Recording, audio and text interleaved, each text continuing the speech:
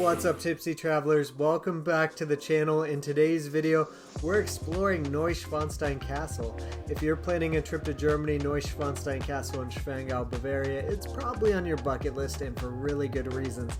It's straight out of a fairy tale. If it looks familiar, it's because Walt Disney chose this castle as his inspiration for Sleeping Beauty. But before you go, there are definitely some do's and don'ts you need to know to make the most out of your visit. Sarah and I learned the hard way on some things so that you guys don't have to. So let's dive right in. Now, our adventure started by taking the train from Ulm, Germany to the charming town of Füssen, which is the closest station to Neuschwanstein. Now, from there, we headed to our hotel in Schwangau, a very cute Bavarian village with the Bavarian Alps in the background.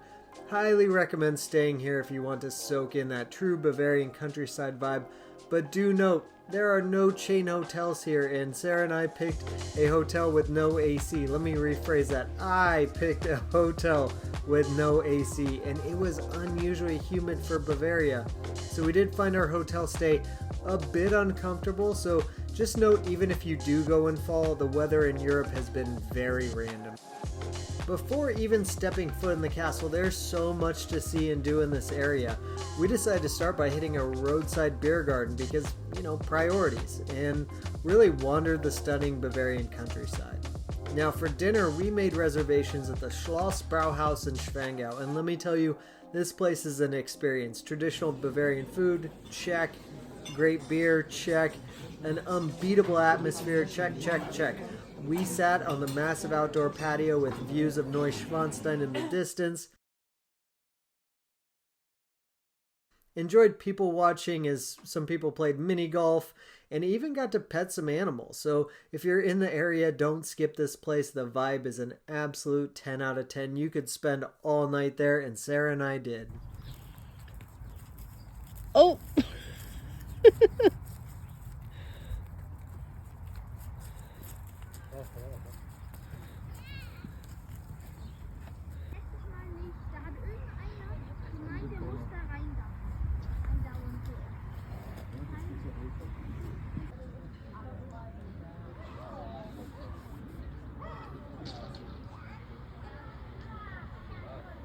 The next morning, it was finally time for the castle. Now, here's a big Tipsy travel tidbit. If you've already bought your ticket online, you can take one of the free shuttles from town up to the ticket check-in area. As the town's smaller, Ubers are really less common, but don't forget, if you bought online, you still need to check in at the ticket center at the base of the mountain before heading all the way up. But the village is really cute there, and it's filled with great gift shops, food stalls, and fun souvenirs, so give yourself some time to really wander before you soak in the main event. Alright, so getting up the mountain. There are really 3 ways to conquer this. Pick your poison. Walk, bus, or horse carriage. And let me tell you, each has its pros and cons. If you're walking, be warned, this is not an easy stroll, especially in hot or cold weather. It's pretty steep. It's about a 30+ minute hike, so if you're going for this option, arrive early and wear comfortable shoes. If you're going to go the horse carriage route, it sounds romantic, and it is, but it's maybe not as magical as you think and it really only shaves off about 10 minutes of walking time, and it is about $20 American to do so. Now, the bus is the cheapest option besides walking at €3. It's the quickest route for sure, but wow, they cram you in there like sardines. So if you don't mind getting cozy with strangers, it might be the best mix of convenience and cost, and was the route that Sarah and I chose. Now, once you get off the bus or survive the hike or take in the beautiful carriage stroll, you'll find yourself at the Marienbrücke, a legendary bridge with the most insane views of Neuschwanstein. Now, another Tipsy travel tidbit, I have a massive fear of bridges, but there was no way I was missing out on this. That said, if you're scared of heights, be warned, the bridge does bounce and move a little bit. It's very well built, but you will definitely feel the movement, especially with other people on it. Still though, the view is 100% worth the temporary terror, at least in my opinion. Holy hell.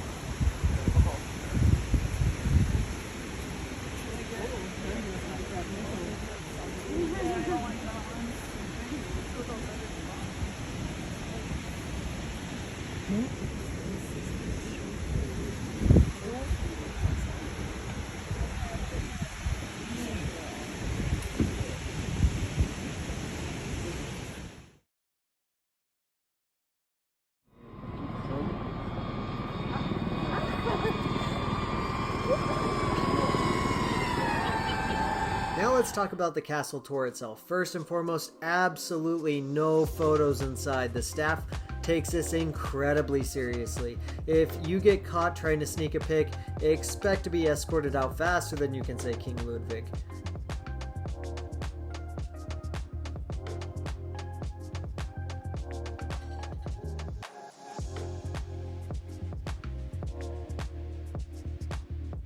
Now once you do reach the outdoor viewing areas though, you can feel free to snap away.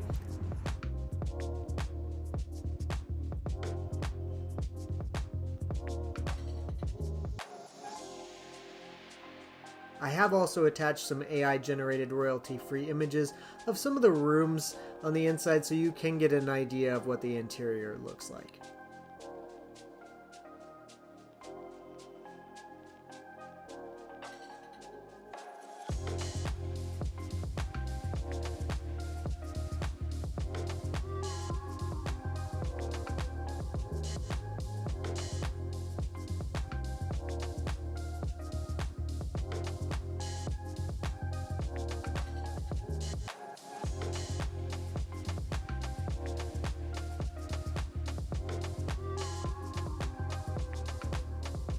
Speaking of Ludwig II, this castle is all thanks to him. He was an absolute dreamer, obsessed with fairy tales, and built Neuschwanstein, which translates to New Swanstone, as his fairy tale escape. The dude was very eccentric, obsessed with swans, reclusive, and honestly kind of a legend.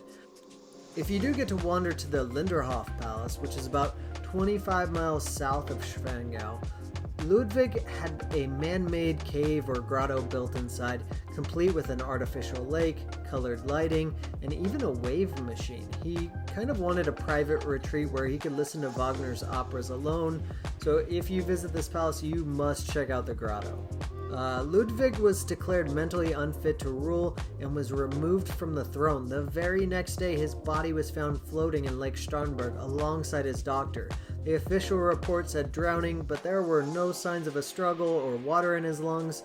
So did he drown? Did he get assassinated? No one really knows for sure, and if you ask your tour guide, they'll tell you the same thing.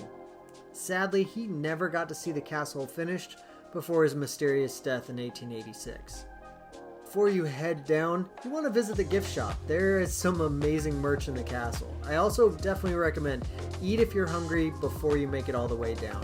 Or wait until you are back in town, and there's some great food spots as well. There is actually a really good cafeteria in the castle and a restaurant with Hofbrauhaus tents at about the midway point of your walk down the mountain.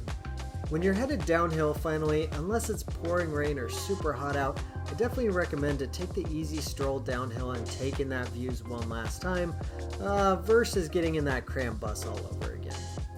Now before you leave the village, don't miss out on the Hohenschwangau Castle. It's right down the hill, and this was actually King Ludwig's childhood home, and while it's not as famous as Neuschwanstein, it's still an awesome visit and has some serious royal history behind it.